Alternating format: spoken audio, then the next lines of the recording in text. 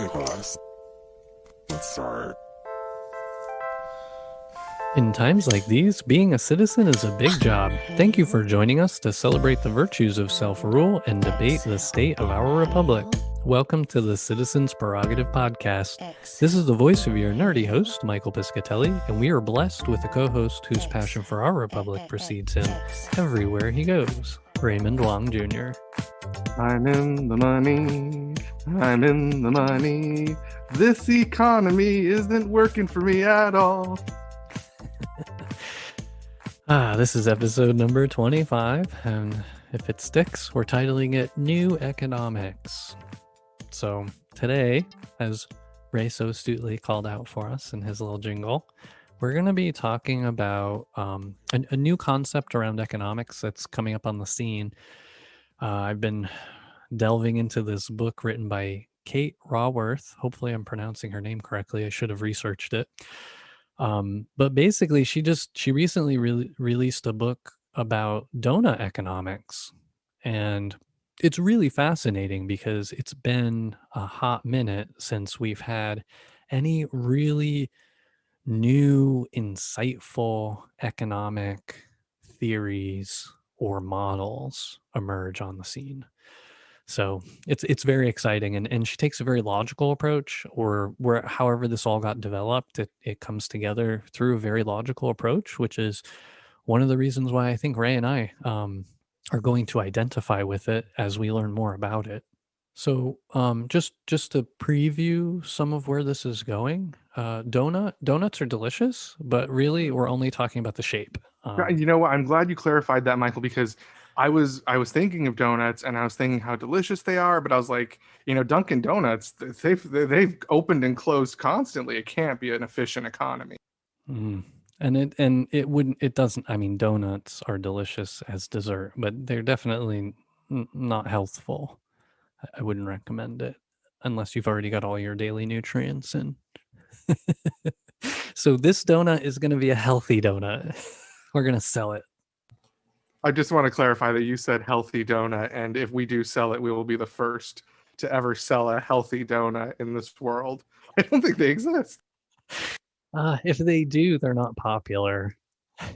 They're probably, their popularity is probably on par with rice cakes. Not to dog rice cakes. I mean, there are some pretty tasty ones out there, but Not at all. and the whole reason why we're bringing up Doughnut Economics is basically it's going to give us an opportunity to migrate towards something and away from where we've been, which we know is the system we have now is done. It's run its course. We've talked about it many times, and the Earth agrees. I think the Earth wholeheartedly agrees. We are done with the version of economics and externalities and limitless and never-ending growth, et cetera, et cetera. Is that what if you have to kind of tie it to donut, what is it now? Is it the ever extraction economy? Is it the pool? I'm thinking about donut. If we compare it to today's economy, would we call it the one-way economy? Like just it's a road that goes straight to the wealthy, goes straight to the top.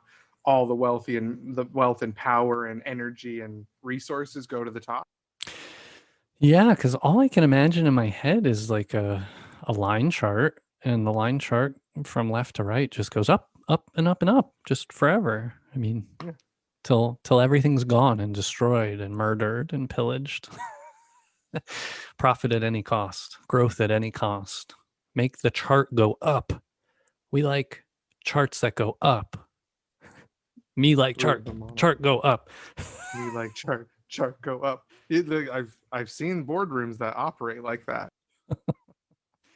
Oh goodness, it was so easy too. You go to a degree, you get a stamp, you're part of the meritocracy. Chart go up. Yeah, and it's all that matters. You're right. Like any metric in business is always just up. What was it last year? Up. Except for human cost, of course, except for wages, right? Except for your staff and the people that matter that generate all that revenue. That's the only one they're obsessed with getting down. Yeah, and if things ever start to peter off or tick downwards, they're like, oh, we need to find something new to exploit. Yeah, it's not like we go back and fix. So you're right. I think that's the best analogy. It's the monolith economy we currently have, or this whatever it is, this constantly draining rise to the top.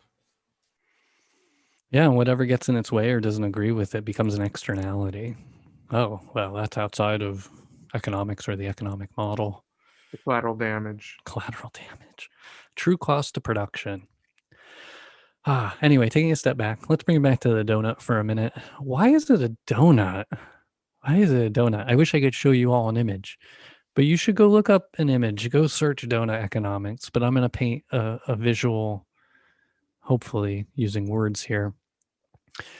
So imagine it's two concentric rings, like an outer ring and an inner ring, and the inner ring is shorter than the outer ring. So now you've got this range in between the two rings, right? So it looks like a donut. It looks like a tire, whatever, right? It's hollow in the middle and it's hollow all the way around the outside. And there's just the sidewall. If it was a tire, you're just looking at the sidewall of the tire.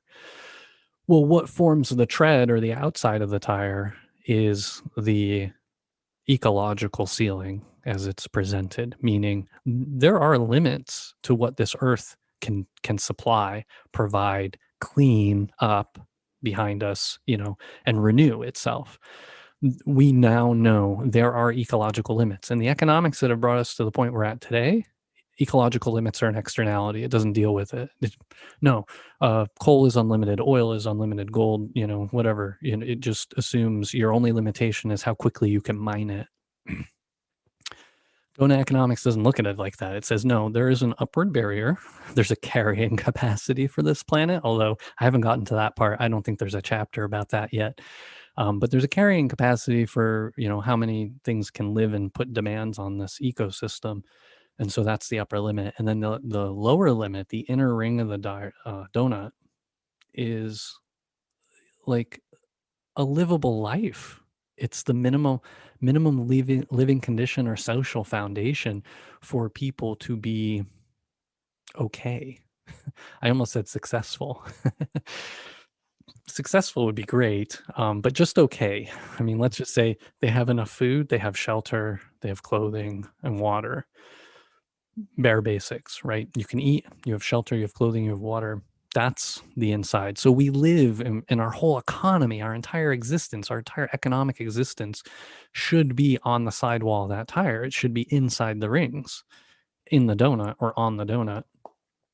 That's the whole concept. And so they take that visual, which is really powerful in a lot of ways because it's circular. The whole point is, we need to create a regenerative system.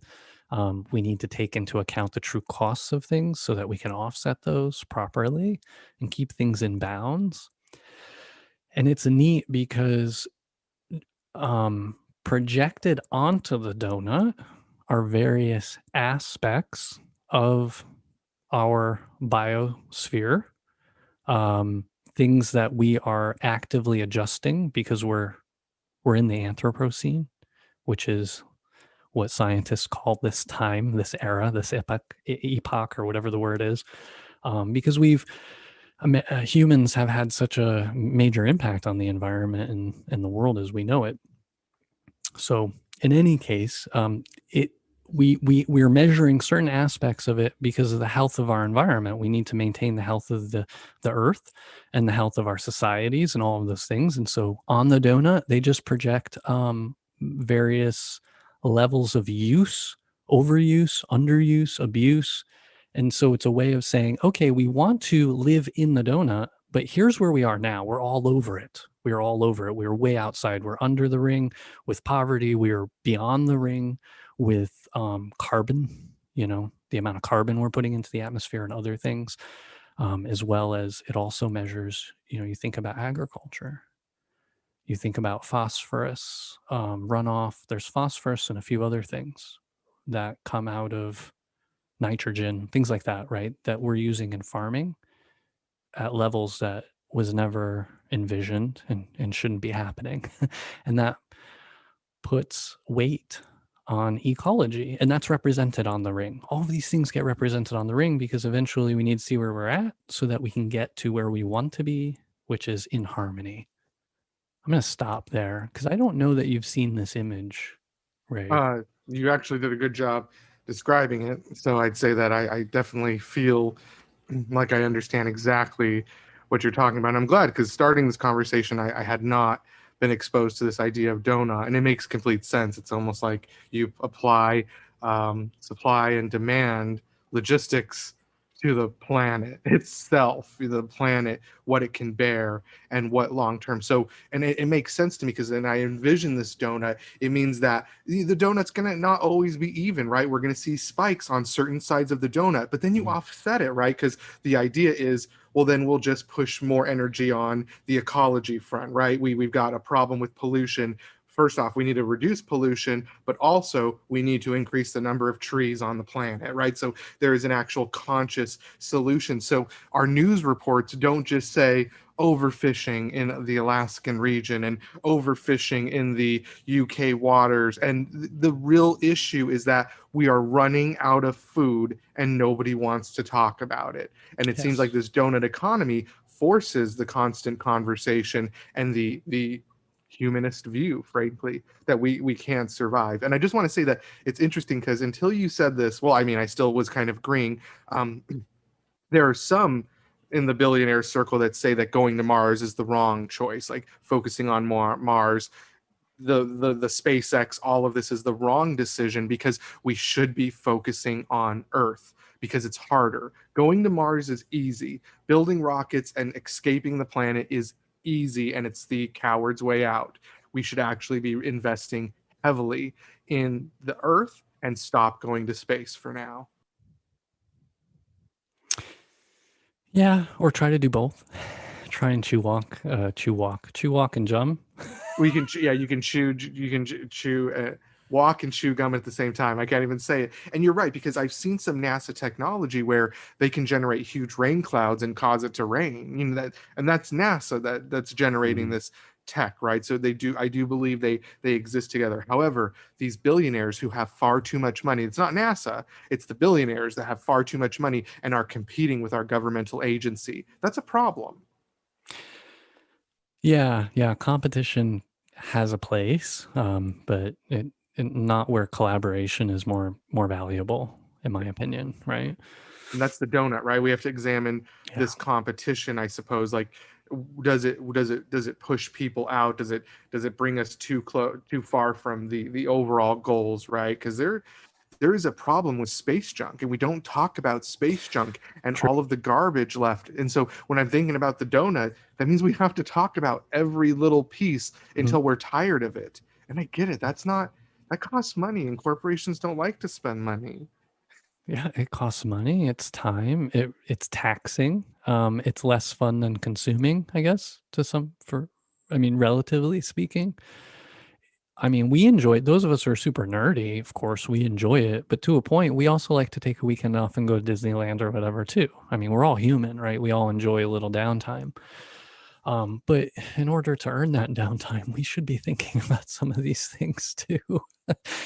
But yeah, the how it looks on the ground is interesting, and I don't have a lot of good pictures to paint there right now. But if we can stay in imagination land, let's be Imagineers for a heartbeat here. And the way forward, as it's presented through Kate's perspective, and it's one that I completely agree with, and it's not controversial, but we're not going to be able to change the system we have.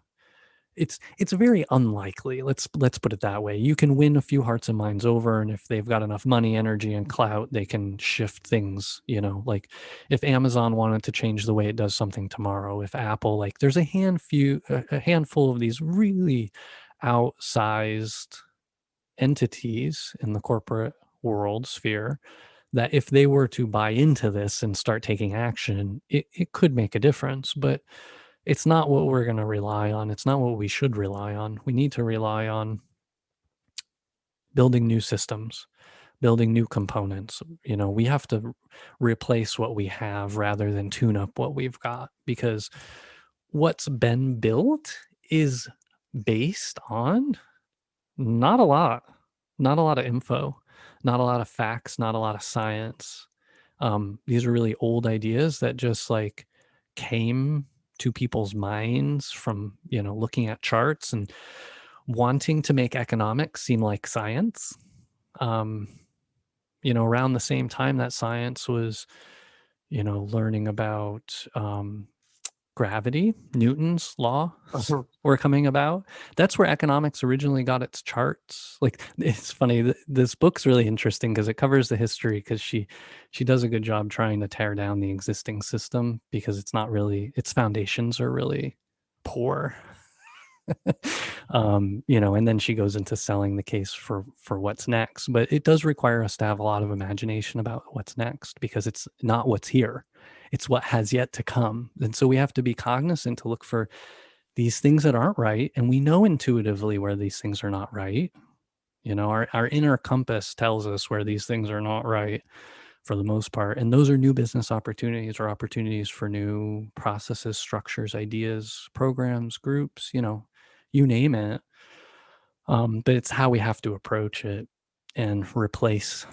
We just have to start moving everything. And that's kind of where cryptocurrency and decentralized finance and all that's kind of coming at it too, right? They're like, hey, we're just going to build what's new, and eventually what's old is going to go away.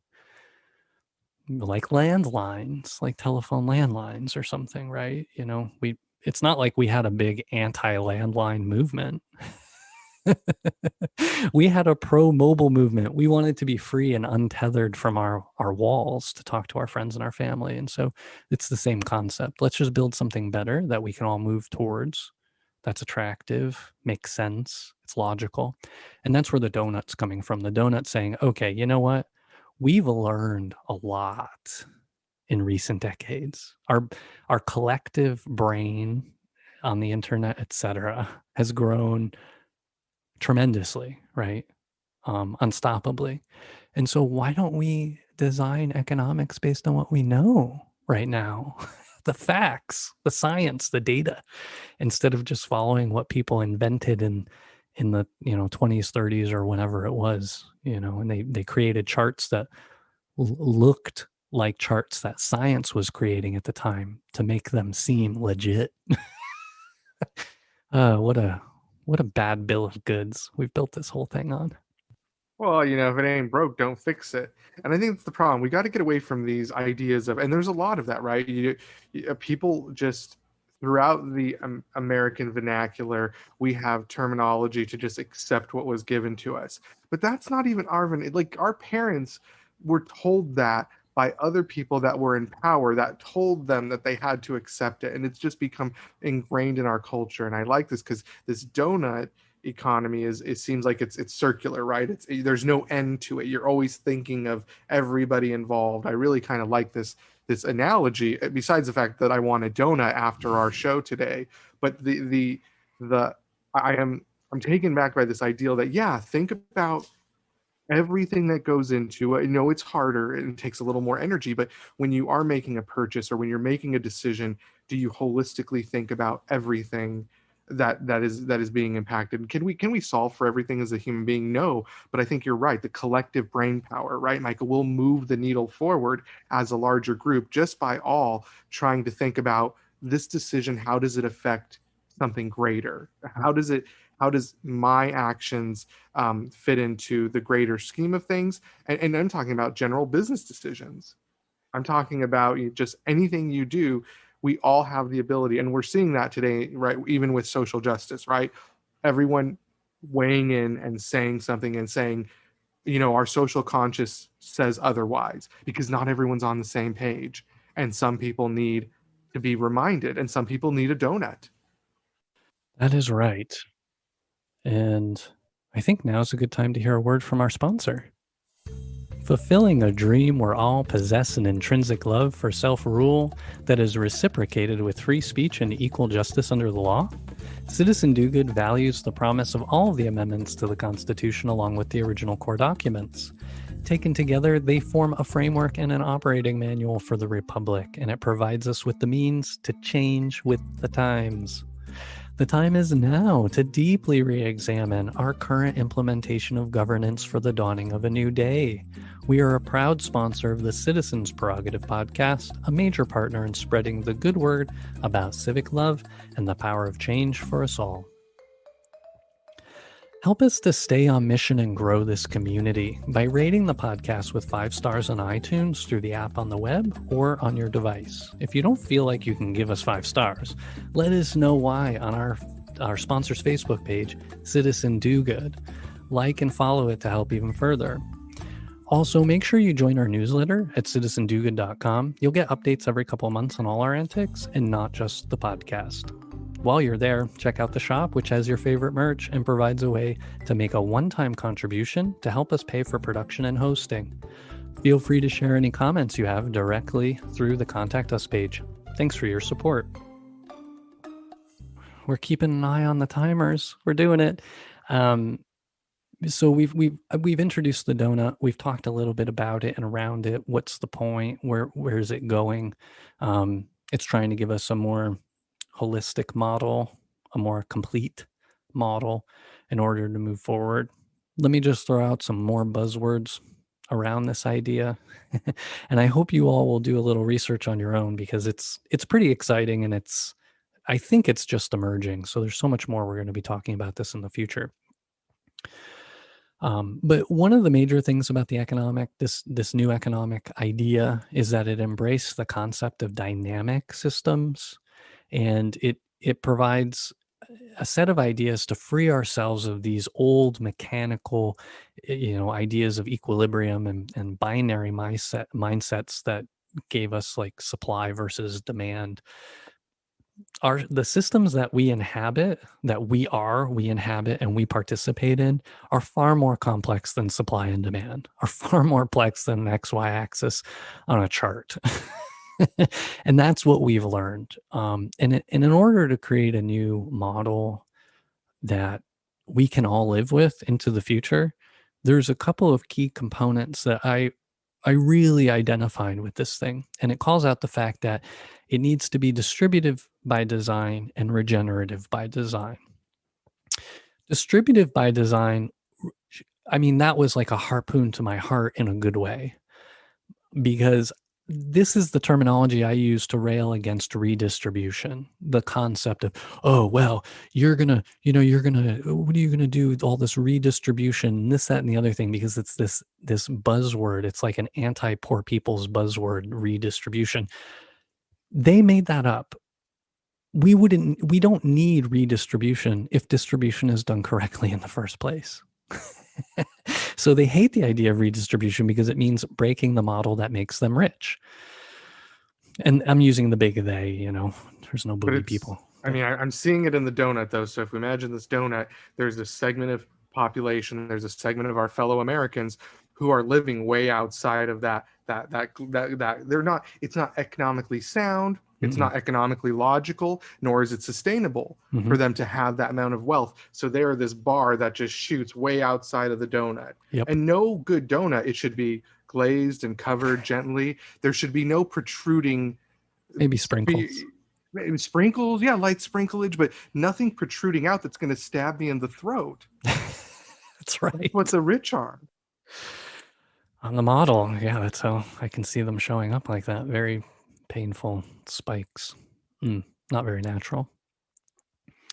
So distributive by design, it's making sure that we're putting resources where they belong, with people when they need them, or other places as it's needed. The system needs to be able to do that. And it's amazing because it's this weird, it's almost like a dovetail, if that's the right terminology, with, again, I'm going to say cryptocurrency or any of these decentralized, democratized models where it's like, well, it's open to everybody. Everybody can see it. It's there for anybody to use. This tries to make sure that everybody's essentially taken care of, which isn't a good way to put it, but everybody, including the earth. And then regenerative. I think about, there's this group called Bioneers, and there's a lot of organizations out there but there's this key term.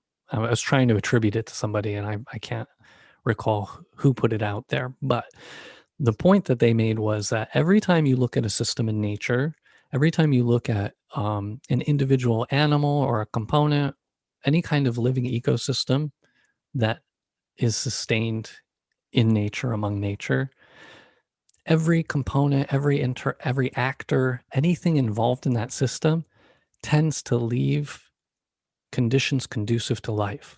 Life tends to leave conditions conducive to life. Beavers leave places more livable than when they arrive. Like, there are that's one of the biggest lessons that we've learned from observing nature, is that all the processes in nature tend to leave things conducive to life.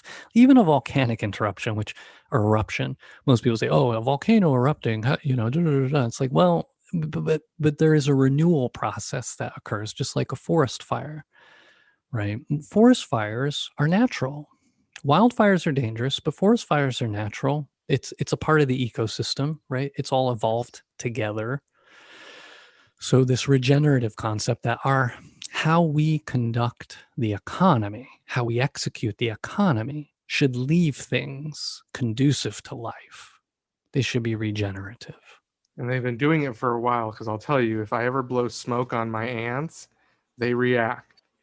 They start hiding. They start going into their caverns. They run from smoke. So it's interesting to me that, or maybe they just don't like me. No, I'm not surprised. I was just this. Sorry, we're going to diverge again for a minute here, but ecosystem is a part of the donut. It's the sugar in the donut. It's the sugar in the donut. I was reading this article in National Geographic about these whales. They're studying these two groups of whales in the Pacific, and long story short, they've identified that they have culture. There's these two. They're the same types of whales. I forget which kind. Yeah, I can't remember, but they're the same theoretically species of whale, but they have identified that they have their two distinct cultures. They're genetically the same animal, but they behave differently. They use different calls, they use different tones, they use different hunting patterns, they do different types of acrobatics when they play. And the only difference that they can identify is how they're raised, their pod, their school, who they belong to, the group that they belong to. So we're like, oh, one more area where humans don't seem to be as superior as we thought we were. It's really bad news for the human race. Like, that's the thing, that's why people don't like science, is because it's bad news for the human race. Exceptionalism is just constantly being taken away, and then you take away white privilege, and nobody has anything anymore. Nope. We're all just beasts. Animal. We're just really smart monkeys. Yeah, we got lucky. Okay, but speaking, monkeys love donuts, but Yep. but I know we were giving our call to action, I suppose. Yeah, this is the time. Sorry, thanks for bringing me back onto the roadway here. So, we need to keep our eyes peeled on the road, speaking of what's coming up ahead, because eventually we need to migrate away from this dominant, unending growth at any cost model. It's killing us. It's killing the earth. We're not going to be able to procreate because of the chemicals that it's producing and putting out there. Like, there's all kinds of issues we're starting to uncover. But the call to action, what can you do? We're not here just to complain, but we're also introducing this new this Doughnut economic model to anybody who hasn't heard about it yet. We're going to be talking so much more about it into the future. And what you need to do is stay curious, stay hungry, think about this, try and steep yourself in this, because the next wave of business opportunities, the next wave of opportunities to write about something or get excited about something or throw yourself into something that matters to you, can be coming out of this, the cutting edge. And so that's why we're talking about crypto. That's why we're talking about Doughnut economics. Go get a donut. Yeah. But stop accepting, like you said, Ray, stop accepting the economy you're being sold and demand economics that work. That's really what it comes down to. Yeah. Demand to understand that you can live in a society where you can shop, breathe, feel, and you can consume safely. That that behind the scenes, there isn't someone becoming unnecessarily wealthy, someone that is chopping down half of the rainforest, or someone that's experimenting on a rare gecko. I don't know what the issue's going on, but that's what's going on, folks, is that as an economy, it sounds like there's a huge variability allowed, and it's allowed for who's ever willing to pay the most and whoever's in the club. And it sounds like the donut is really just about putting a cap on it and saying, when you reach that, what we've decided is the maximum limit, it invokes a discussion. So I think of a flare, a solar flare, right? What happens? Solar flare bursts out for a moment, it goes into the sky, everyone says wow, and then it eventually dissipates. So maybe that's what the donut is. Maybe that a real capitalism, it's maybe, to me, a communism is a donut that has a hard outer surface. A capitalism is a donut that has solar flares that go out, but then we kind of say, okay, that was cool, Jeff. We'll say Jeff, someone else. That's cool, but let's bring it back. Like, we're not going to change anything. We're just going to say long term, we've learned something about too much wealth or overindulgence or greed. I don't know where to categorize it, but I think that's what it does. Is the donut is what we analyze and we understand. So what we're saying is that if you can remain curious, because everything that's been great in our world, or just we're just about the citizenship of the United States, right? Anything that's been created within the United States was created out of deep thought, imagination, creativity, right? Thinking about things that never existed before. I'm going to go to my favorite place, Disneyland. It was created out of pure love and imagination, and never about making money was the person who created it. In fact, it never successfully made a lot of money for the person that created it. But the bottom line is that it was created and it now is a cultural icon. And why can't any of you be that? All of us can be that in our own communities, because that's the beauty of this type of government, is we self-rule, and we can really rule at self-rule. I'll stop there, Mike. Well put. No, I love it. And let's work together to put to bed the era of inequality. Let's leave inequality in the past and live equitably moving forward among one another and on this planet that all these other really smart animals also have to live on. We all have to live together. Thank you, Ray. We have been your hosts. Thank you to Mr. Raymond Wong Jr. And thank you, Mr. Piscatelli. It's truly been a healthy donut that was quite flavorful. It's been something, that's for sure. For more information on this and other episodes, head over to citizendoughnut.com and click on podcast. While you're there, hit up our Contact Us page and leave a comment. We'd love to hear from the community. Special thanks to you, our listeners. We save the best for last. You are the best and have been for years. Thank you for your support. We know it's painful and we love you. Intro music sampled from OK Class by Ozzy Jock under Creative Commons license through freemusicarchive.org. Other music provided royalty-free through Fizzly and Studios Inc.